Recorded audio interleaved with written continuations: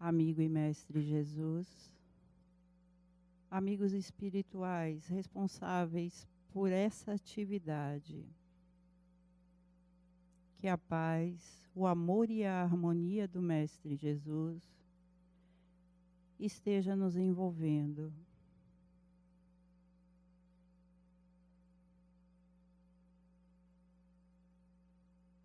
Que a espiritualidade maior nos deixe disponíveis para as reflexões dessa manhã. Que a espiritualidade maior intua a nossa querida palestrante Isabel Guimarães, que hoje vai nos trazer o tema honrar vosso pai e vossa mãe. Que a paz do Mestre Jesus esteja sempre presente nos nossos caminhos. Que assim seja, Senhor. Bom dia novamente. Bom dia aos nossos amigos que nos assistem através da TV Harmonia. Vamos agradecer a oportunidade de estarmos mais uma vez aqui reunidos. Vamos agradecer ao Deus da vida por essa oportunidade de hoje. Isabel hoje nos traz o capítulo 14, honrai vosso pai e vossa mãe. Ivan vai fazer uma pequena leitura desse capítulo.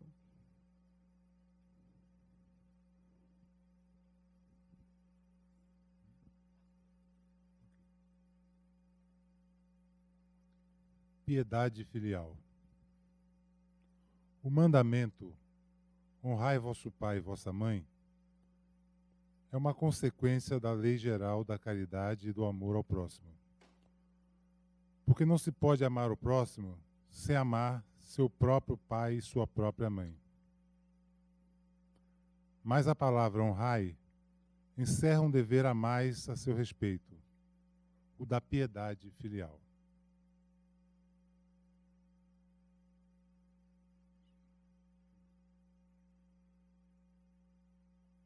Deus quis mostrar que, ao amor, é preciso juntar o respeito, os cuidados, a submissão e a condescendência, o que implica a obrigação de cumprir para com eles, de uma maneira ainda mais rigorosa, tudo o que a caridade recomenda em relação ao próximo.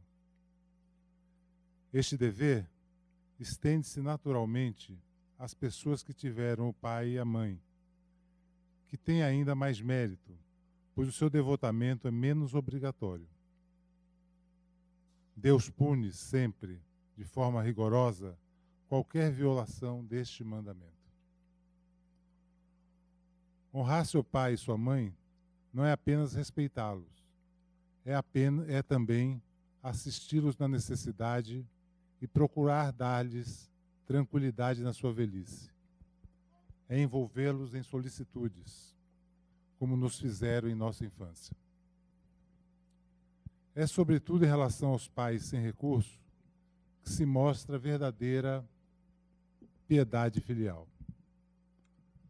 Cumprem esse mandamento aqueles que creem fazer um grande esforço ao dar-lhes o estritamente necessário para que não morram de fome, enquanto eles próprios não se privam de nada. Ao relegá-los para o mais ínfimo cômodo da casa, para não os deixar na rua, enquanto para eles reservam o que há de melhor, de mais confortável. Feliz ainda quando não o fazem de má vontade e quando não os obrigam a pagar o tempo que lhes restam viver, encarregando-os dos afazeres domésticos.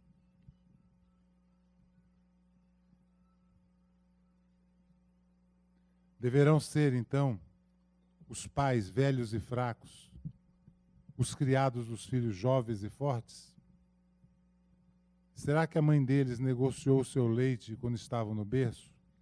Contou as noites em claro quando estavam doentes?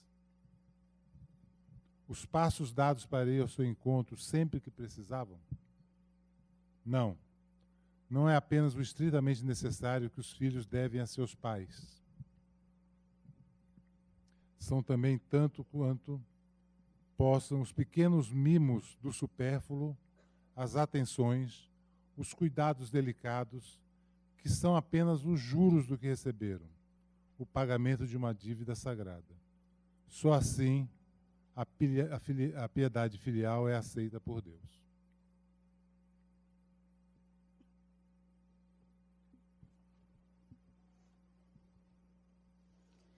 Bom dia a todos e todas.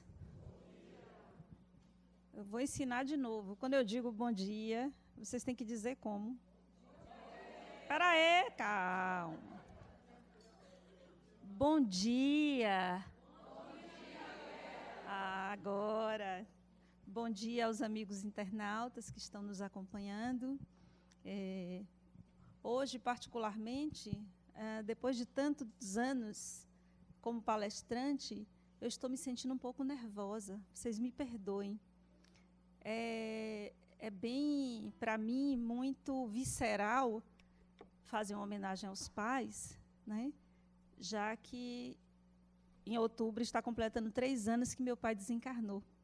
E não tem um só dia que eu não sinta a falta dele. Então, eu gostaria de, nesse evangelho, homenagear um pai.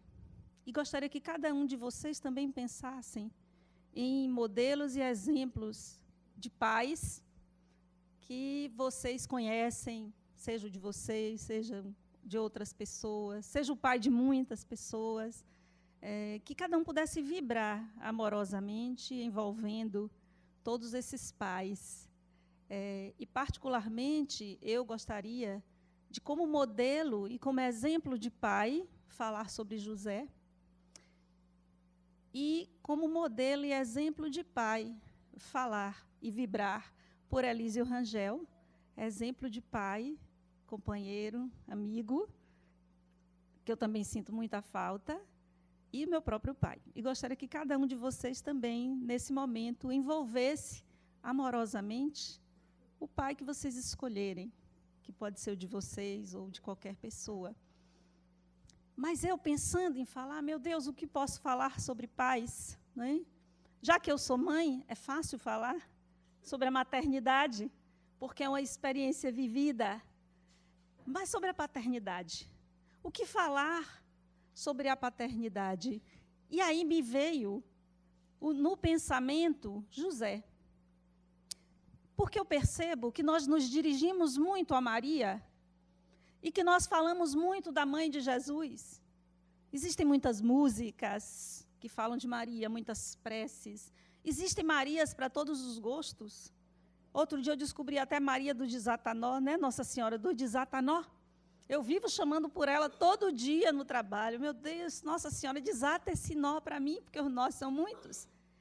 E nós pedimos a Maria que interceda a Jesus, nós pedimos a Maria que nos cubra com seu manto, mas eu vejo pouco, eu não sei quanto a vocês, as pessoas lembrarem-se de José. José que nos deixou como legado o silêncio.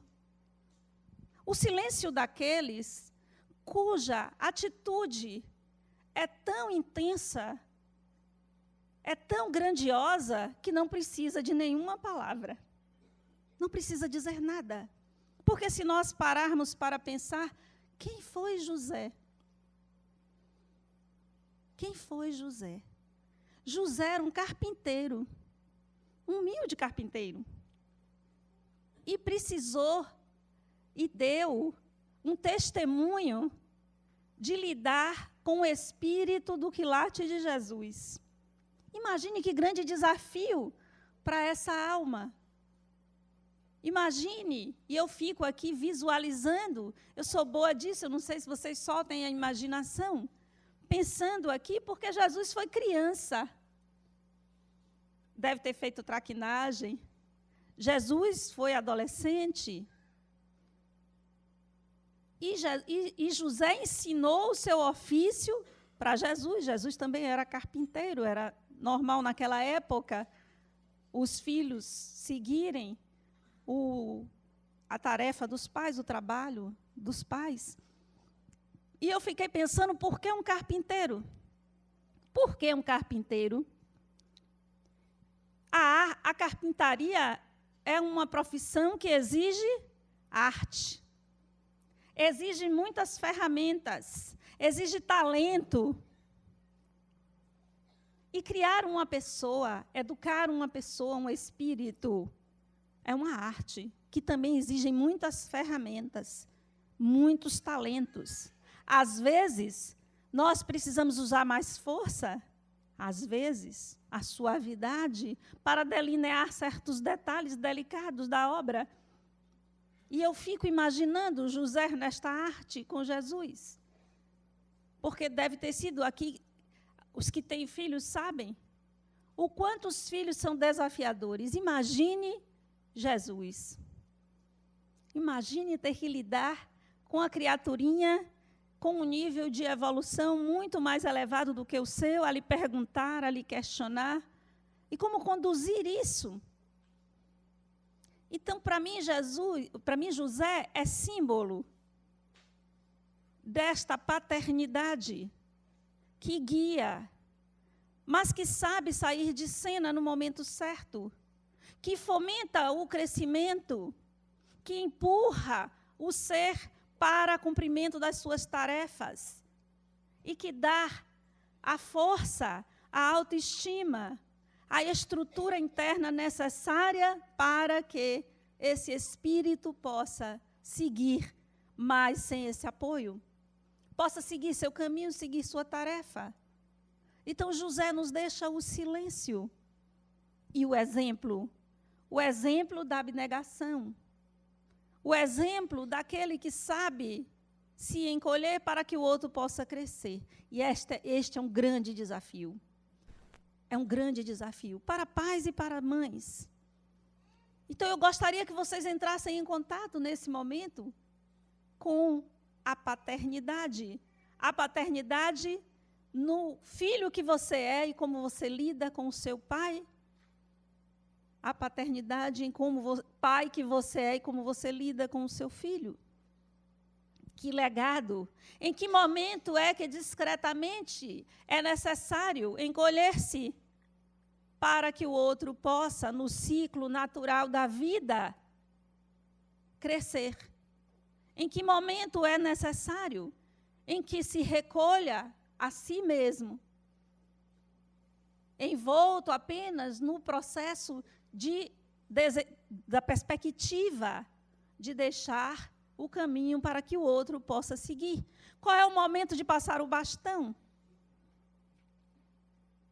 Qual é o momento de voltar-se no entardecer da vida para si mesmo e para as questões do espírito, permitindo que o outro, que vem com força, e os mitos entre pais e filhos são muitos, de Édipo, de Freud, há tantos outros mitos, em que pai e filho, aliás, antes de Édipo ainda tem um mito de Cronos e Zeus, em que o filho destrói o pai. Mas essa não é uma destruição num sentido de uma finitude, no sentido negativo. É apenas uma simbologia dos ciclos que se abrem e que se fecham, permitindo que o outro cresça, que o outro experiencie aquilo que você já experienciou.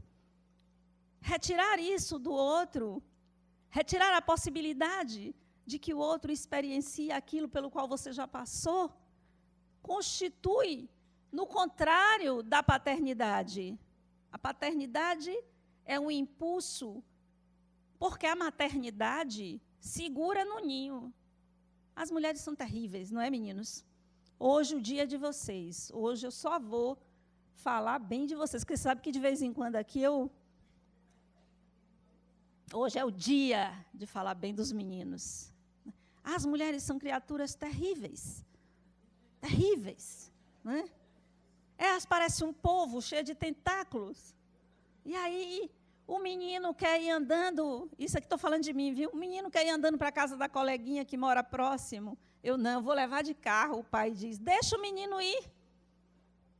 Deixa ir. Esse impulso é fundamental no sentido de estruturar aquele ego, testando os seus próprios limites. E eu imagino que José tenha feito isso com Jesus, senão ele não teria a estrutura interna e a força necessária para experienciar e viver o para fora, que era necessário.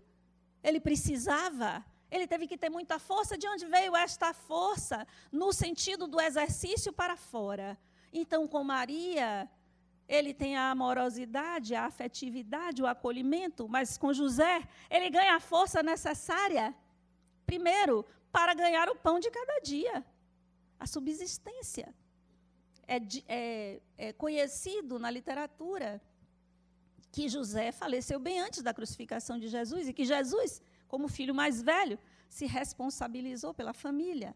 Então, eu imagino que ele deva ter trabalhado. Não ficou correndo atrás de Pokémon, com certeza. Ficou, né?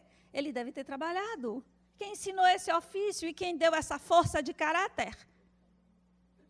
É muito importante a gente começar a pensar em nossos pais nesta perspectiva. E eu fico pensando, meu Deus, o que será que José queria?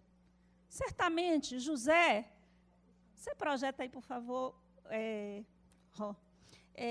Certamente, o que José queria era ser feliz com sua Maria. Queria uma vida simples. Queria a simplicidade da vida de carpinteiro. E, de repente, ele teve que lidar com esse desafio de receber no seio da sua família um espírito grau 1 de alto nível. Quantas coisas ele deve ter renunciado? A quantos sonhos e a quantas coisas ele deve ter renunciado? Então, tendo José como modelo, vamos refletir sobre quantas coisas os nossos pais tiveram que renunciar para que pudéssemos estar aqui, para que pudéssemos viver, realizar, estudar, trabalhar e estarmos aqui. Quantas renúncias. E quantos pais, e quando eu estou falando pais, eu não estou incluindo as mães, quantos pais fizeram e estão em silêncio hoje, vocês nem sabem. Porque ensinar aos homens, na nossa cultura, a trancar o afeto no coração, debaixo de um cadeado, a não expressar os sentimentos. E às vezes está lá quieto no silêncio, às vezes no ostracismo, porque infelizmente a nossa sociedade enaltece a juventude e desrespeita a terceira idade. Quantos sacrifícios fizeram no silêncio para que você pudesse estar aqui hoje? Nós, muitas vezes, esquecemos de pensar nos sonhos dos nossos pais. Que sonhos será que tiveram os nossos pais? Porque nós esquecemos... Pode ficar aí, viu, Rosa, que vai ter mais. Porque nós... não vou deixar ela sentar, não. Porque nós esquecemos, e é muito comum, e muitas vezes eu atendo no meu consultório pessoas que esquecem que os seus pais são pessoas. Nós criamos e nos envolvemos com o estereótipo de pai e de mãe, e nós nos esquecemos. Parece que os pais já nasceram pais. Parece que nós nunca fomos crianças, adolescentes, jovens, que não tivemos sonhos e planos e desejos, mas nascemos para servir aquele filho, aquela filha. Vamos lembrar que os nossos pais são pessoas e que tiveram seus sonhos e planos e muitas vezes renunciaram a esses sonhos e planos para que pudéssemos viver, para que pudessem nos dar tudo o que nos deram, por menos que tenham nos dado. Porque desta forma fica mais fácil perdoar os equívocos. Sim, porque os pais são pessoas. E como pessoas, nós erramos. Sim, poderíamos ter sido melhores do que o que fomos. Mas fomos o que deu para ser. Realizamos o que deu para realizar. E estamos realizando o que dá para realizar.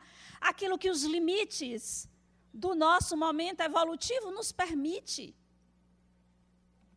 Então, os pais estão dando aos filhos o que é possível dar, dentro das limitações. E aí as pessoas muitas vezes chegam com um discurso que a vulgarização da psicanálise acabou trazendo para o senso comum uma teoria que é muito mais complexa do que o senso comum permite compreender, que é responsabilizar, ou melhor, culpabilizar os nossos pais pelos nossos fracassos, pelas nossas dificuldades. Meus pais foram assim, meu pai era desse jeito, era daquele. Sim, ok, isso pode explicar algumas dificuldades, mas não justifica, porque você é um espírito e você tem livre-arbítrio, e é você que decide o que vai fazer com o que lhe aconteceu. Não é justo. Não é justo culpabilizar aqueles que, de toda forma, fizeram e deram aquilo que foi possível dar. Certamente, se mais tivessem, teriam dado. Se mais clareza tivesse, se fossem menos ignorantes, poderiam ter dado mais. Eu não tenho nenhuma dúvida. Mas a gente dá o que é possível dar. E eu me lembro de uma cena na minha infância que me marcou profundamente e que talvez essa cena, para a gente perceber o quanto é importante a atitude dos nossos pais. Em especial aqui, hoje eu vou dar exemplo só do pai. As mães que se segurem aí no seu ciúme.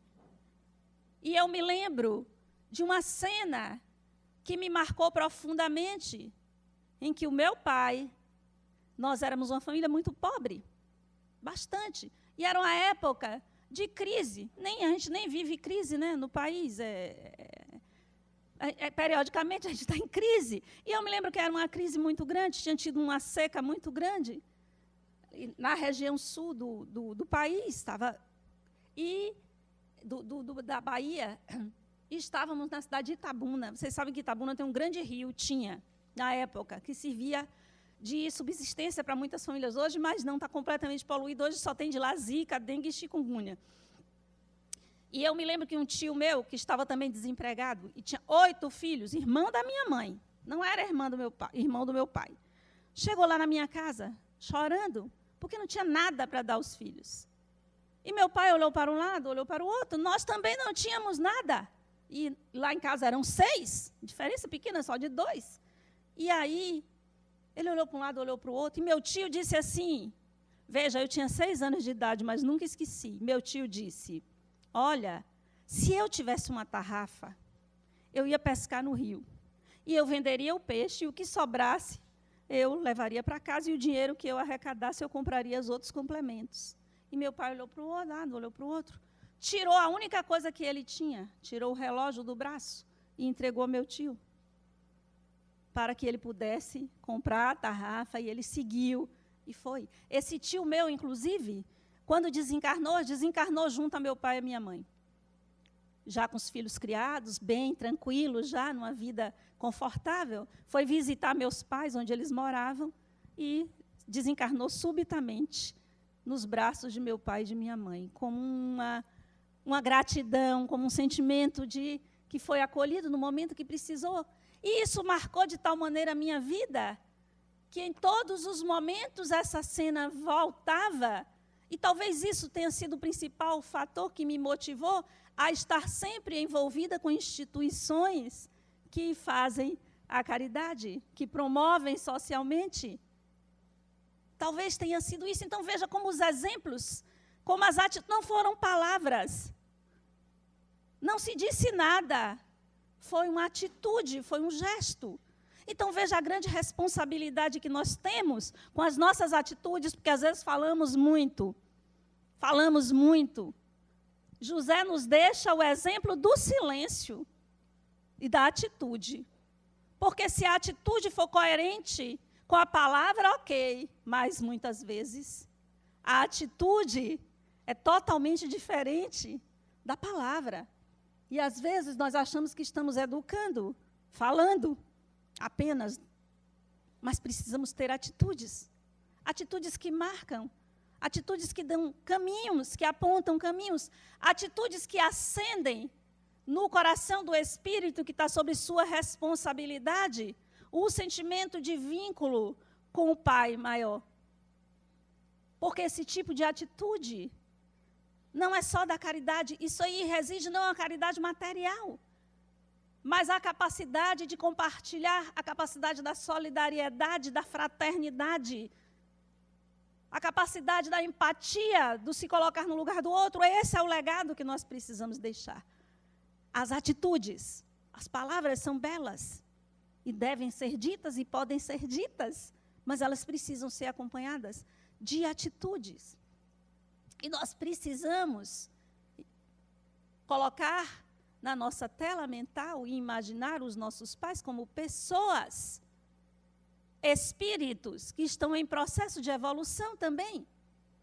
E Renato Russo tem uma música que ele diz assim, um trecho da música, em que ele diz: você culpa seus pais por tudo. Isso é um absurdo. São crianças como vocês. Ou seja, estamos todos ainda na infância espiritual. E por que exigimos tanto? Porque exigimos uma atitude e um comportamento estereotipado do nosso pai. Que ele seja aquilo que a propaganda diz, né? Aquela família margarina, feliz. Estereotipado. Mas o nosso pai é um espírito. É um homem que foi criança, que teve sonhos, que teve planos e que ainda os tem. Porque às vezes também isso é esquecido. Parece que deixamos de ser pessoas e passamos a ser a entidade pai, a entidade mãe, que devemos nos comportar de uma determinada maneira, dentro da expectativa que os filhos os exigem, ou que a sociedade coloca como correta. Não. O nosso pai é um homem que talvez tenha sonhado com você muito antes de você nascer. Sonhado em ter um filho muito antes do seu nascimento. Sonhado que esse filho seria assim, seria assado, e às vezes as criaturas vêm cozido, frito, não vem assim nem assado. Aliás, a maioria das vezes. A gente imagina, não é? Quando a gente é criança, quando a gente é adolescente ou adulto, jovem, a gente sonha em constituir uma família, em escolher um parceiro, uma parceira. Não importa que modelo de família, uma família com duas criaturas que se amem. E aí sonha com aquele filho que a gente vai ter, que a gente vai fazer assim, que não sei o quê. Tinha uma amiga que dizia assim, porque minha bailarina teve 4 meninos. A bailarina nunca apareceu. Só tentando, né? Ah, porque a minha filhinha vai ser meiga, doce. Aí vem uma virada no molde de quento. Ah, porque o meu filho vai ser assim, vai ser assado. Aí o seu filho vem com a orientação sexual diferente do físico. Não é? Os filhos, eles vêm, são espíritos. Mas os pais também são espíritos. Tem um livro, Nossos Filhos São Espíritos. Eu acho que a gente tem que escrever Nossos Pais São Espíritos, para que a compreensão seja mútua. Não se pode exigir aquilo que o espírito ainda não está pronto para dar.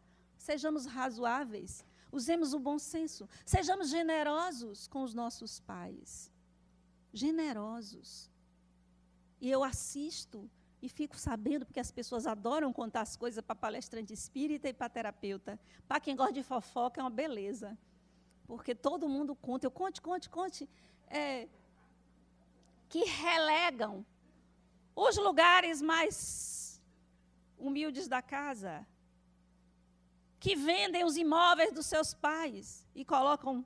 Eu conheci um que vivia numa casa, mas era o lugar onde ele conhecia. Os idosos, principalmente, não devem ser tirados dos lugares onde eles vivem. Deve-se fazer de tudo para que eles fiquem lá até o fim. Por quê? Porque eles criam referências. É um mundo, um universo, e é muito difícil, porque a plasticidade cerebral vai diminuindo ao longo do tempo, e você um dia vai chegar lá para você ver como é bom. Então, adaptar-se a novas coisas é muito mais difícil. É muito mais difícil para um idoso se adaptar ao novo, porque os neurônios, partes já não funcionam mais, então novos caminhos cerebrais não são mais possíveis. É diferente de uma criança. Uma criança, você pode tirar até um pedaço do cérebro e ela consegue se desenvolver normalmente, porque o cérebro, inteligentemente, encontra outros caminhos. Mas quando você é idoso, não. Então, por isso, deve ser mantido. Mas, às vezes, as pessoas relegam, esquecem. E ainda se auto-justificam pela sua malvadeza, dizendo que seus pais foram assim, foram assados, nunca me deram isso ou aquilo. Deram o que deu para dar, o que foi possível. Lhe deram a oportunidade de você reencarnar. Só isso aí já é para você ser grato pelo resto da vida. Ainda que você tenha tido um pai que não foi o pai que você sonhou. Aí eu lhe pergunto, e você foi o filho que você sonhou para o seu pai? Porque exigimos. Mas será que nós também correspondemos às expectativas daquele sonho, daquele pai sonhador? Quais os sonhos dos nossos pais? Que hoje nós possamos desejar do fundo do nosso coração que os sonhos que eles tiveram continuem e possam se realizar. Se não conseguiram nesta encarnação, que consigam nas próximas. E que possamos respeitar esse espírito, acolher esse espírito, que talvez um dia tenha sonhado desta forma, que sonhos tenham lhe embalado, mas que a vida, com as suas dificuldades, com os seus desafios, muitas vezes nos conduzem para longe daquilo que nós sonhamos, das expectativas que não foram preenchidas. Mas isso não deve ser motivo de pesar. E quando eu falo pesar, não é no sentido de não viver o sentimento de dor, da frustração, da não realização do sonho, mas compreender que todos os acontecimentos da vida têm um sentido, têm um significado para o espírito imortal que você é. Então, tudo que você experienciou, e tudo que você viveu, e tudo que você vive, e todas as experiências vividas como pai, como filho, fazem parte de um legado que fica para o espírito. Então, não se apegue aos acontecimentos, mas ao resultante do experimento, do experienciado. O que resultou? O que é que dessa experiência vivida eu vou carregar pela minha encarnação afora? Porque você é um espírito imortal, e todas as experiências vividas estão em você. Não são esquecidas. Os fatos são esquecidos. Mas ao resultado da experiência, esse não é esquecido, é um legado que nós carregamos por toda a eternidade. Então, esta relação entre ser pai e entre ser filho são experiências para o espírito, para que ele possa entrar em contato com certos aspectos da sua essência, para a encarnação após encarnação, tanto sendo filho quanto sendo pai. Às vezes, as duas coisas ao mesmo tempo, porque às vezes nós viramos pais dos nossos pais, não é isso? As coisas vão acontecendo ciclicamente. Então, essa experiência, esse ciclo todo, é um legado para que o espírito possa, a partir dessas experiências, despertar determinadas áreas da sua interioridade que só são despertados nesse tipo de experiência, nesse tipo de vivência. Então, nós precisamos encarar aquilo que não se realizou, não com o pesar do arrependimento, não com o pesar do sentimento de inferioridade ou do sentimento de incapacidade, mas com a certeza de que nós podemos dar continuidade. E, às vezes, determinados pais não conseguem concluir a tarefa junto àquele espírito, ou determinados filhos também não conseguem concluir a tarefa junto aos pais. Não vamos esquecer que somos todos espíritos em processo de aprendizado. Mas não se preocupe, deixe estar. Outras encarnações virão e você vai poder concluir, porque as experiências vividas nesta vão lhe servir de base para que você continue de onde você parou. Nada está perdido. Não diga que você fracassou como pai. Não diga que você fracassou como filho. Guarde isso como uma experiência. Se você se considera que não foi um bom filho, guarde isso como uma experiência para o futuro. Se você se considera que não foi um bom pai, guarde essa experiência. Não traga isso como culpa, como peso. Compreenda que todos nós estamos em um processo de aprendizado. E às vezes não é possível. Por mais que nos esforcemos, ainda não alcançamos o nível de vivenciar aquilo de outra maneira. Vivenciamos como dar. Todo erro, melhor dizendo, todo equívoco, é fruto da nossa ignorância. E a ignorância é para ser clareada, esclarecida, ensinada, não julgada e condenada. Então não vamos nem nos julgar como filhos, nem julgar os nossos pais. Vamos compreender que somos todos espíritos em processo de aprendizado. E às vezes você é pai hoje, mas é filho do seu filho amanhã. E aquilo que você está deixando como legado para ele, ele vai lhe devolver. Veja que coisa maravilhosa, como os ciclos da vida, como o Espírito imortal e como Deus organiza o nosso processo de desenvolvimento, de evolução, de crescimento, de uma forma harmônica, por mais que você pense que está no caos. Não está. Não está. Todas as coisas têm um sentido coletivo, quando os acontecimentos afetam coletivamente, e tem um sentido individual das experiências que você vive como espírito imortal que você é. Outra coisa de extrema importância é conseguirmos alcançar um nível de maturidade para sermos o nosso próprio pai e a nossa própria mãe. Além de honrar o nosso pai e a nossa mãe fora de nós, o nosso pai pessoal, a nossa mãe pessoal, nós precisamos também honrar pai e mãe dentro de nós. Aquelas estruturas que nós criamos a partir das experiências, não só desta encarnação, mas de muitas outras, em que nós somos pais, somos mães, somos filhos. É importante que você seja o seu próprio pai e sua própria mãe. E você vai perguntar assim, mas Bel, como é que faz isso? Os pacientes às vezes perguntam, porque todo mundo quer um negócio pronto, não é, mina? A gente é numa preguiça. Se tivesse uma receitinha, uma pílula para resolver o negócio todo, não tem. Não tem. A vida é difícil, mas é maravilhosa também. Essa é a boa notícia. Ser o seu próprio pai e a sua própria mãe, e honrar o seu próprio pai e a sua própria mãe, é você cuidar de você. É você dizer assim, se eu fosse o meu pai, o que eu diria? Mas se meu pai não é o seu pai, pessoal, é você como pai. Porque quando nós nos tornamos adultos, não tem mais ninguém nos dizendo o que fazer, o que vestir, o que comer. Não tem mais uma mãe dizendo, menino, escove os dentes. Se você não escovar, não escove, é problema seu. Menino, leva o casaco que vai ficar frio. Não, se você não levar seu casaco, pior para você. É você que tem que cuidar de você. É você que tem que decidir o que é certo, o que é errado. E você consulta um pai e uma mãe interno, que tem um estreito vínculo com o pai e a mãe pessoal, mas tem algo que é seu. Porque você é um espírito, você é uma singularidade. E o resultante do que você é e da sua personalidade não é apenas um legado da experiência com seu pai, com sua mãe, do que eles ensinaram para você. Existe uma experiência do espírito que você já traz. Existem outras vivências, existe a vivência coletiva. E tudo isso vai influenciando para que você expresse a sua personalidade. Então, é preciso ser o nosso próprio pai e a nossa própria mãe. É preciso, na hora da preguiça, a gente ser o nosso pai, dizer, levante, criatura, e vá cuidar da vida. Pare de se vitimizar. Você consegue. Faça, tente, experimente. Se cair, se levante. Isso é o nosso pai interno falando conosco. E esse pai interno tem uma vinculação com a energia que Jesus chamou de meu pai.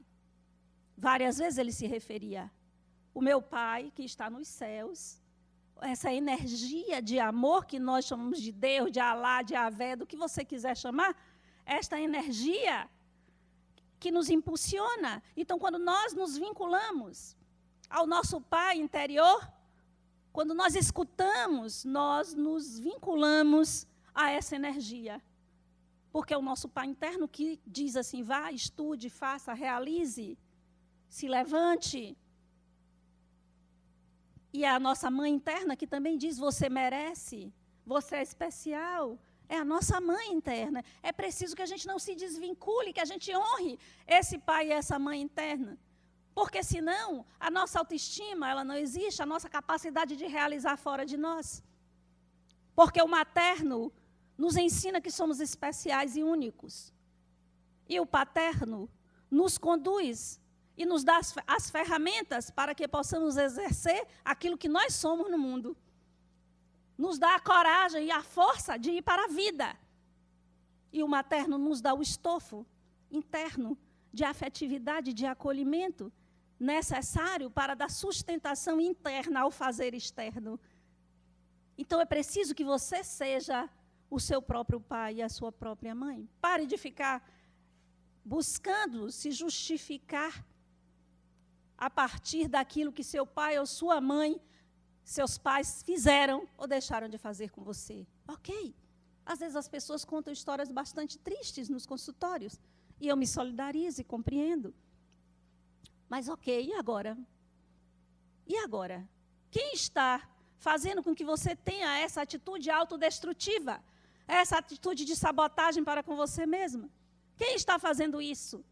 É seu pai e sua mãe interno, o lado negativo do seu pai e de sua mãe interno? Se desvincule e seja o seu próprio pai e a sua própria mãe. Quando nós estamos cuidando da nossa saúde, quando nós buscamos uma alimentação correta, quando nós nos agasalhamos, nós estamos sendo a nossa mãe. E quando nós nos dedicamos a algo e focamos e vamos em busca de uma realização, seja de um emprego, seja de um estudo, uma obra, é o nosso pai interno, dizendo que nós podemos, que nós somos capazes e que nós devemos ir ao mundo. E nós precisamos desses dois aspectos para encontrarmos a nossa designação pessoal, para encontrarmos aquilo que nós nascemos para ser. Muito obrigada. Que todos tenham um domingo de muitas reflexões, de muito amor, que possamos dizer aos nossos pais, encarnados ou desencarnados, o quanto nós o amamos e o quanto nós somos gratos a tudo que eles fizeram, a todos os sonhos que eles renunciaram, a todo o esforço que em silêncio eles tenham feito por nós. Obrigada.